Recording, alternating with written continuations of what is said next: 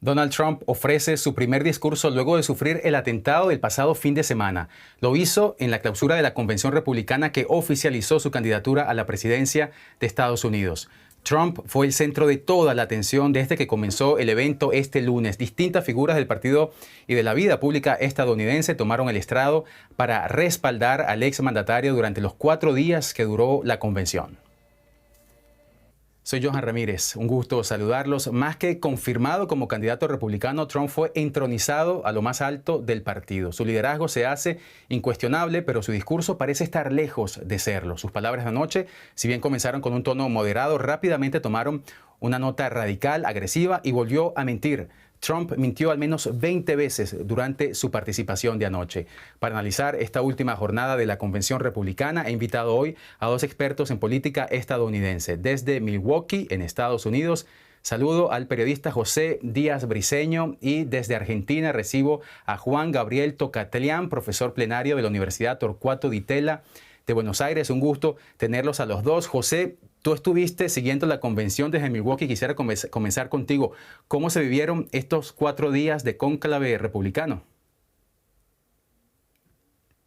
Sí, fueron 4 días de labores muy intensas al interior de la Arena Pfizer, donde se celebró esta Convención Nacional Republicana. Alrededor de 2.400 delegados hicieron distintos trabajos para primero aprobar una plataforma del Partido Republicano y después también oficializar el registro tanto de Donald Trump anoche como de su compañero de fórmula a la vicepresidencia, el joven senador por Ohio, J.D. Vance. La convención muestra a un partido republicano unificado. Se vio el apoyo, la declaración de lealtad de los dos principales competidores internos del expresidente Trump.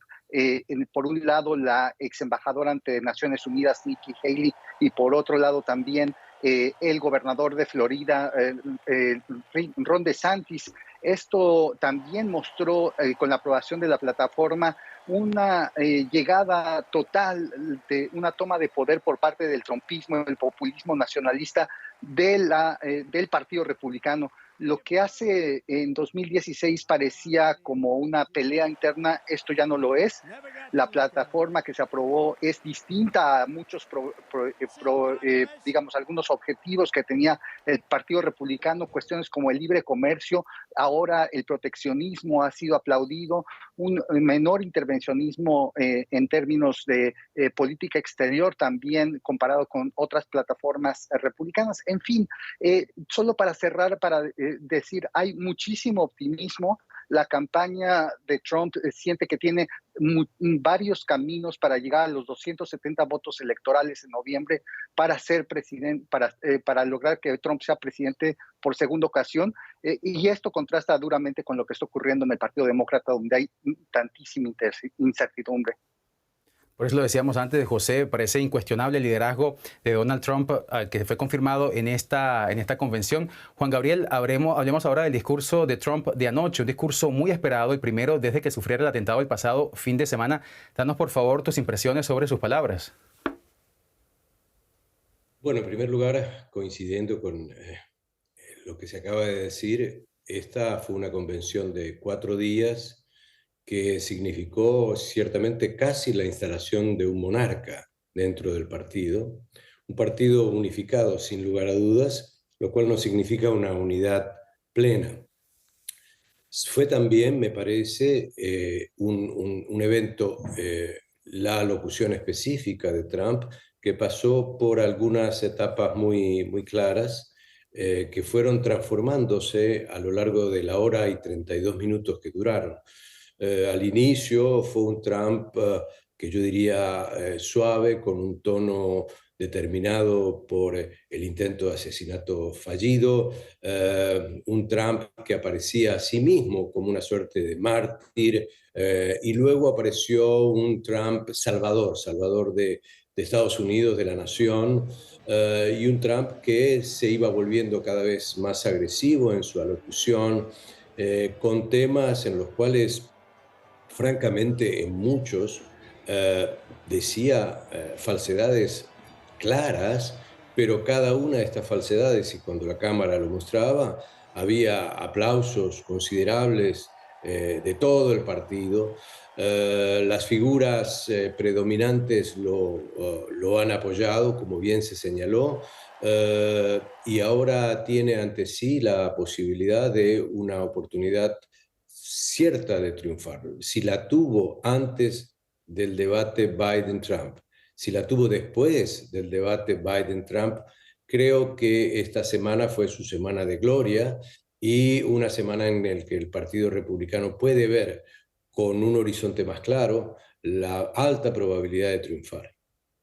La instalación de un monarca, decías tú, Juan Gabriel, y creo que eso resume muy bien lo que fue esta convención republicana. Quisiera que escucháramos ahora algunas de las palabras de Donald Trump anoche. Vamos a escucharlo y les pido para que luego lo comentemos, José y Juan Gabriel. Escuchemos.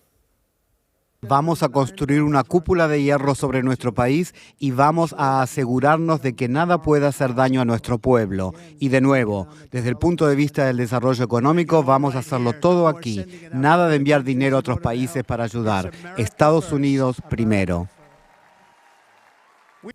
Nada de enviar dinero a otros países para ayudar. Juan Gabriel, ¿se estaba refiriendo Trump con esto a Ucrania? Yo creo que se estaba refiriendo a algo que ya había comenzado en su mandato. En su mandato, toda la ayuda internacional de Estados Unidos fue en baja en diferentes áreas y respecto a distintos países. En lo que hace a América Latina, eso fue bastante elocuente, salvo para el área que tenía que ver con la lucha contra las drogas, contra el narcotráfico. Sin duda alguna, es un Estados Unidos que se va a mirar más hacia adentro, un Estados Unidos ensimismado, lo cual no significa aislacionista. Yo vi en su presentación una actitud muy selectiva. En algunos casos será abiertamente activo y en otros será abiertamente centrado en la política doméstica de Estados Unidos. Creo que la ayuda no se refería tampoco solo a Ucrania, y creo que para lo que hace a América Latina, regreso a nuestra región, estas serán horas muy complicadas respecto a la asistencia de los Estados Unidos.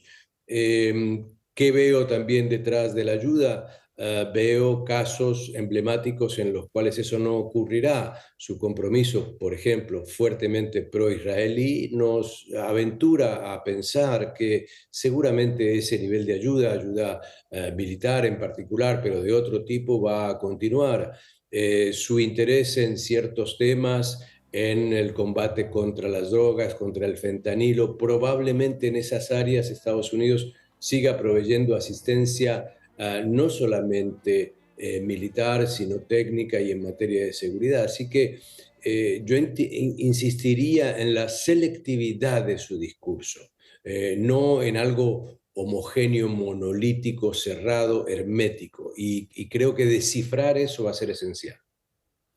José, lo acabamos de escuchar. No más envío de dinero en ayuda para otros países, fue lo que dijo anoche Donald Trump y me interesa mucho tu perspectiva porque tú estás allí en Estados Unidos. ¿Es eso lo que quieren los estadounidenses, que se deje de enviar dinero a otros países como Ucrania, por ejemplo? Recordemos que el último paquete aprobado por el Congreso fue de 60.000 millones de dólares. Sí, sin duda hubo un ánimo en el discurso que, como bien dice el profesor, no necesariamente se trata de un aislacionismo, pero sí se habla de un unilateralismo. No hay ningún compromiso del expresidente Trump para apoyar arreglos internacionales, los regímenes internacionales en distintas áreas, y eso ya se vio durante su primer mandato, poniendo en discusión cuestiones como la cooperación con la propia OTAN o con otros regímenes saliéndose de algunas organizaciones internacionales. Esto obviamente presenta muchos retos para otros países, pero sí, el ánimo al menos al interior del Partido Republicano, y eso lo dijo Trump en su discurso, es que no tiene que estar en Estados Unidos involucrado en guerras interminables. Esto obviamente es un postulado y también, como también decía el profesor, el expresidente Trump dijo algunas mentiras, como que había dejado a Estados Unidos durante su mandato como una nación que no tenía ningún conflicto internacional. Esto no es así. Durante su mandato hubo conflictos internacionales claros y por otro lado también hay que decir que lo que él subraya es que él terminará con todas las crisis internacionales. Esto claramente es retórica, porque es imposible decir que no va a haber ningún tipo de conflicto, es la realidad internacional lo que ocurre. Una nota, Johan, que debo decir es que este fue el discurso más largo en la historia de las convenciones de los ambos partidos, como bien dijo el profesor, en 92 minutos de extensión, y en muchos momentos, a pesar de los aplausos que se vieron por televisión, fue notoriamente aburrido. Las ideas que se presentaron son ideas que ya han sido presentadas continuamente durante los mítines de campaña, y solo la primera sección, que fue larguísima, sobre la descripción del atentado que sufrió el pasado sábado en el estado de Pensilvania, fue algo relativamente novedoso.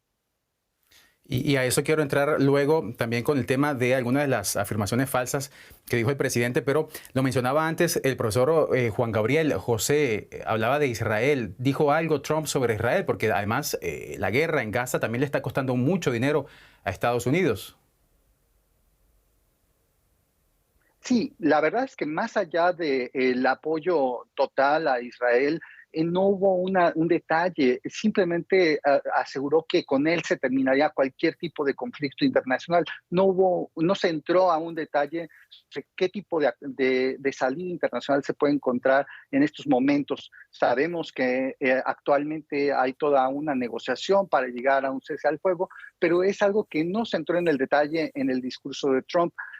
Realmente lo que se buscaba en el discurso era proyectar, esto es lo que decía la campaña, una dosis de optimismo luego del atentado contra el expresidente en Pensilvania.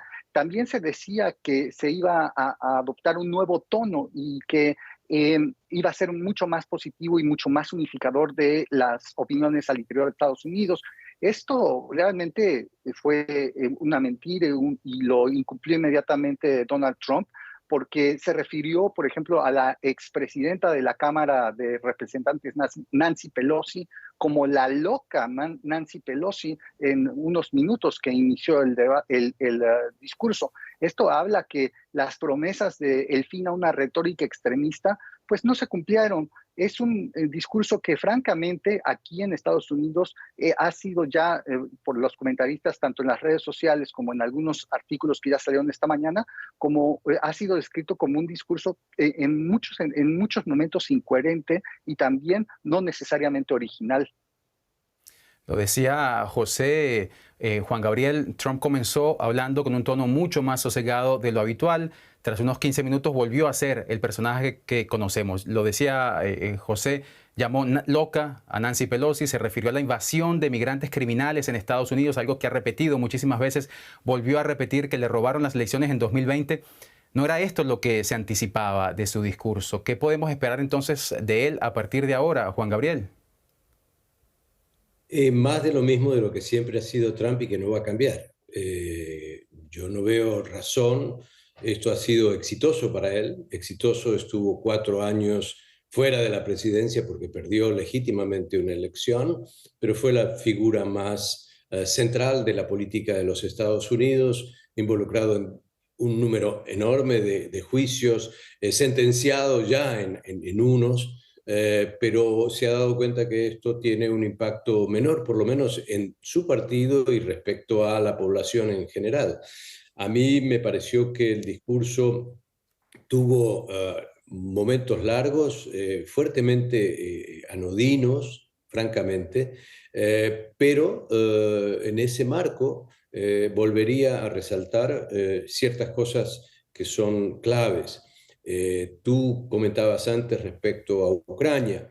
No hay que olvidarse que su candidato de fórmula, es decir, el potencial vicepresidente Vance, votó en 3 oportunidades contra la asistencia a Ucrania. No hay que olvidarse que su mirada sobre Ucrania es distinta a la del Partido Demócrata y al presidente Biden. de la misma manera que es distinta frente al tema de la OTAN.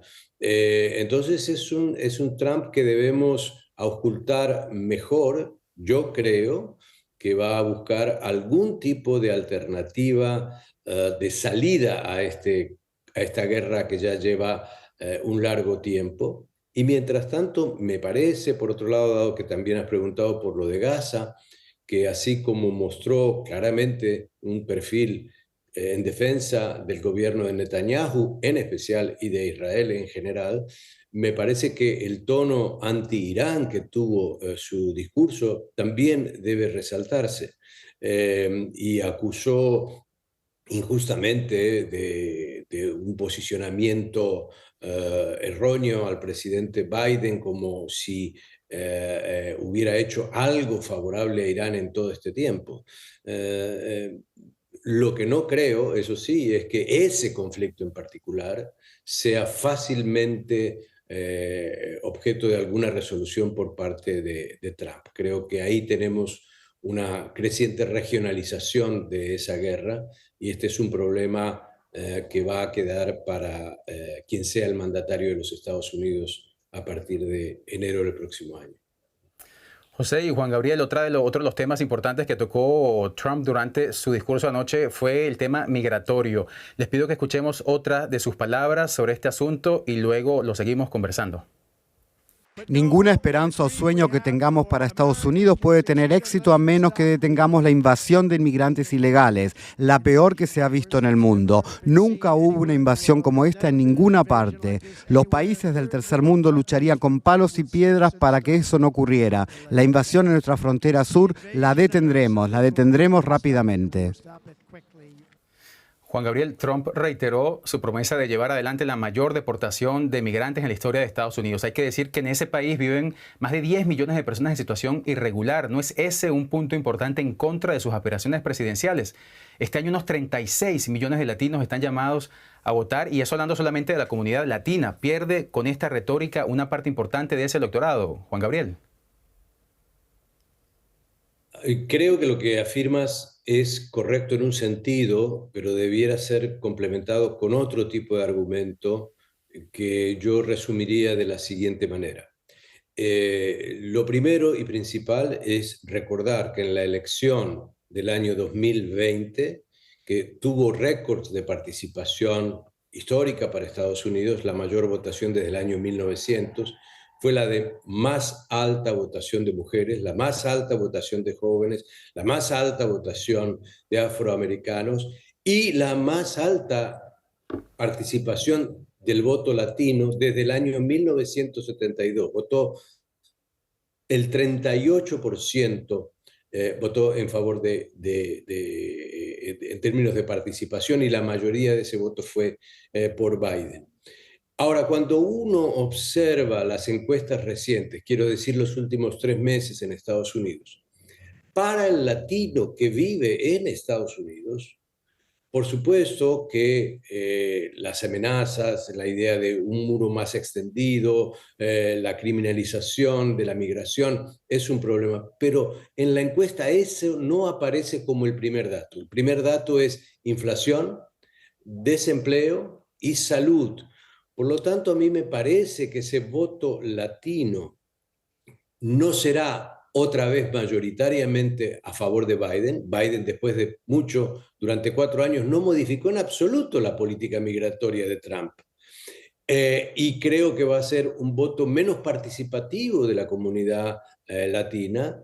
Y creo que, por otro lado, las prioridades del hoy latino regularizado y con posibilidades de voto en Estados Unidos va a estar motivado por otras razones, complementaria al tema migratorio, pero no menor que el tema migratorio. Por el contrario, insisto, inflación, desempleo y salud son 3 cuestiones que aparecen en todas las encuestas sobre el potencial del voto latino.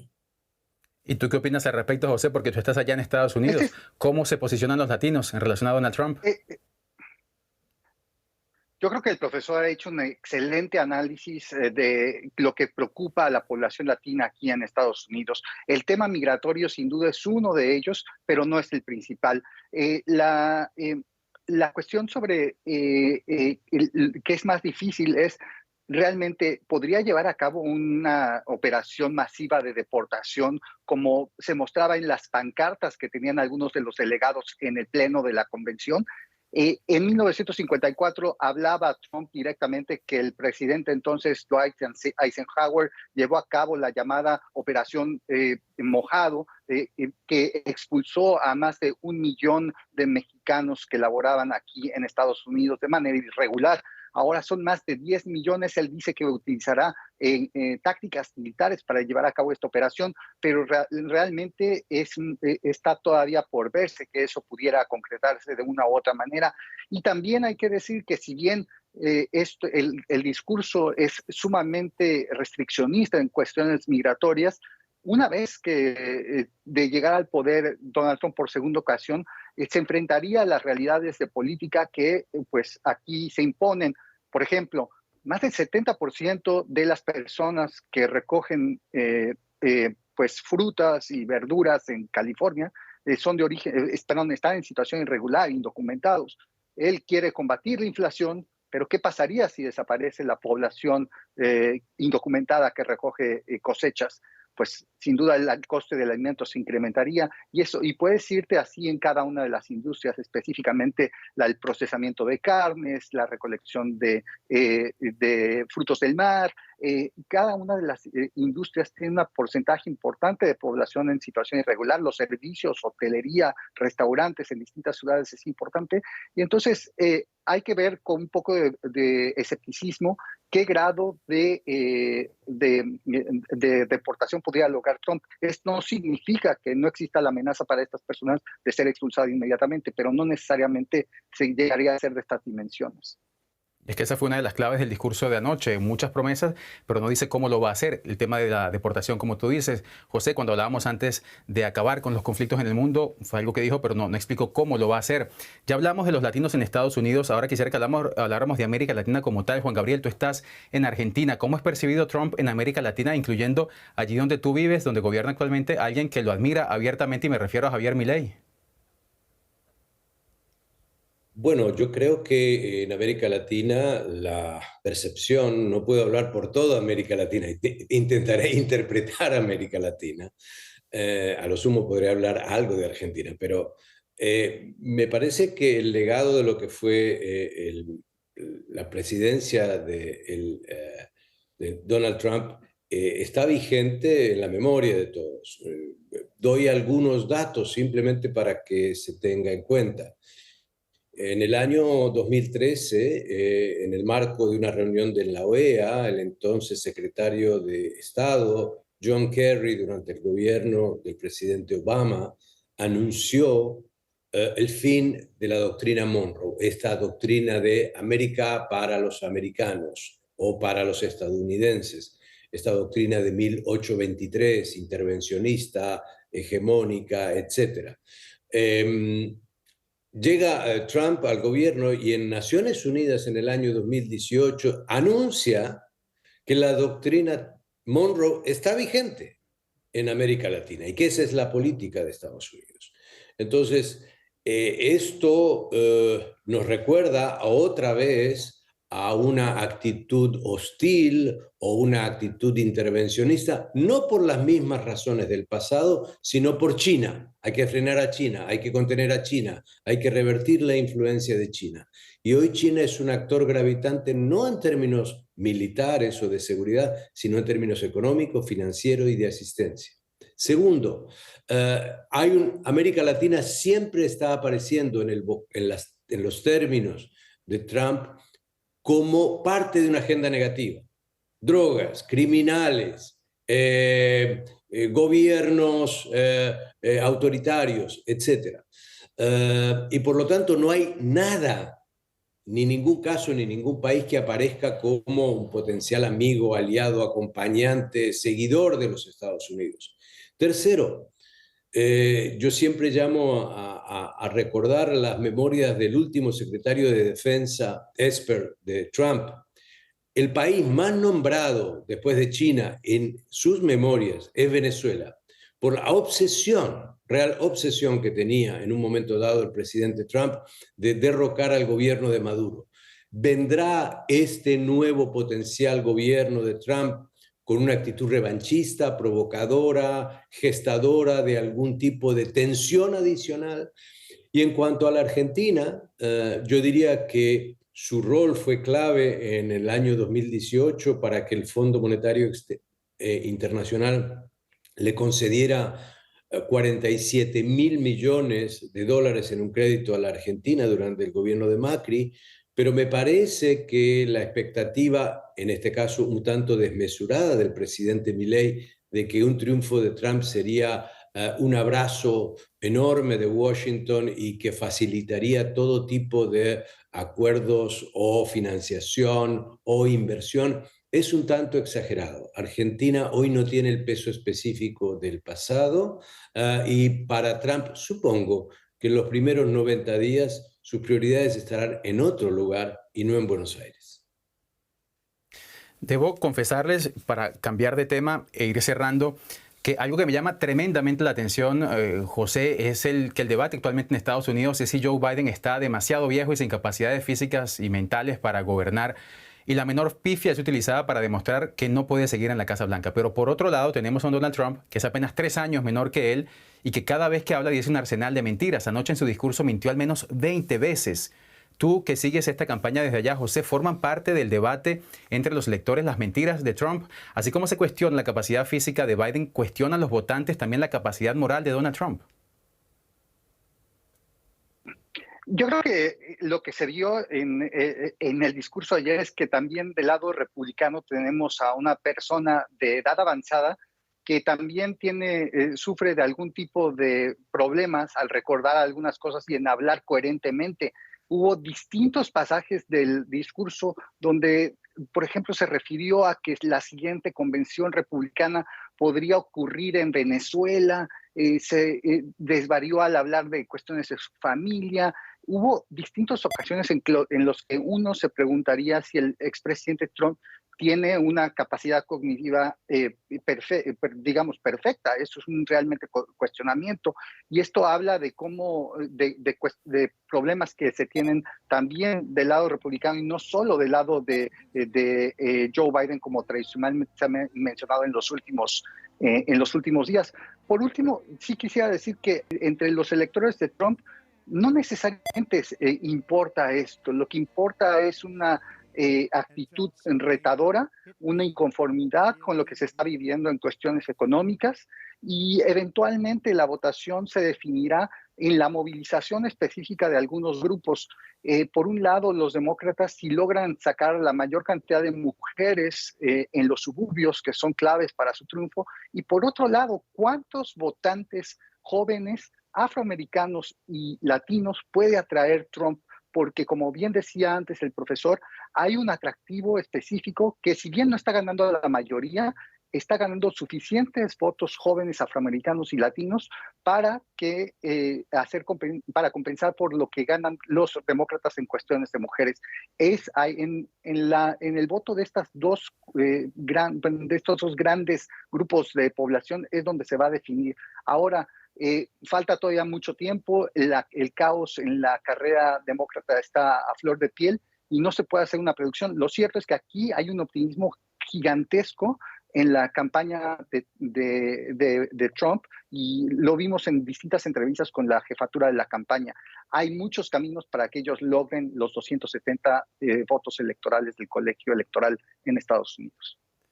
José, tú hablabas del caos en la campaña demócrata y quería preguntarte, Juan Gabriel, entre el Congreso y la Cámara de Representantes de Estados Unidos hay unos 260 demócratas. Hasta ahora, unos 20 de ellos le han pedido públicamente al presidente Biden que se retire de la campaña electoral. ¿Está realmente en crisis la candidatura de Biden o sigue contando con el respaldo de la mayoría de su partido? Yo creo que su candidatura está en crisis y esta crisis es severa. Y creo que ahora el presidente Biden y el Partido Demócrata debe hacer algo para que no se vuelva una crisis de la presidencia de Estados Unidos, que es otra cosa muy distinta y muy peligrosa en los momentos en que estamos atravesando en el mundo y en Estados Unidos. Una es una crisis de una candidatura, otra es una crisis de una presidencia. Y en ese sentido, por otro lado, me parece que aquí hay un desafío enorme para los demócratas si es que la probabilidad de triunfo de Trump ha crecido tanto. Tenemos esta situación objetiva en Estados Unidos. Tenemos la probabilidad alta de que gane un republicano y tenemos, por otro lado, una Corte Suprema claramente conservadora, mayoritariamente conservadora. Aquí va a ser esencial qué pase en la elección legislativa. Y aquí el desafío es enorme porque 33 escaños del Senado están en juego, 20 de ellos demócratas, y hay una renovación completa de la Cámara de Representantes, 435 escaños, y los demócratas deben tratar y luchar por preservar una ínfima mayoría, al menos en el Senado, y recuperar la Cámara. Si no es así, y triunfan los republicanos también en el Senado y la Cámara, estaremos a puertas, no digo de una revolución, pero sí de una transformación radical en Estados Unidos, cuando los republicanos pasen a controlar los tres poderes. Así que si fuera yo demócrata y estuviera en Estados Unidos, dos cosas que no soy, diría que el candidato que el partido se fije en su convención debe tener la capacidad de movilizar tantos votantes como sea posible para retener esencialmente el legislativo. José, y quiero terminar contigo una última pregunta. Adelante. Quisiera hacer una breve anotación a esto.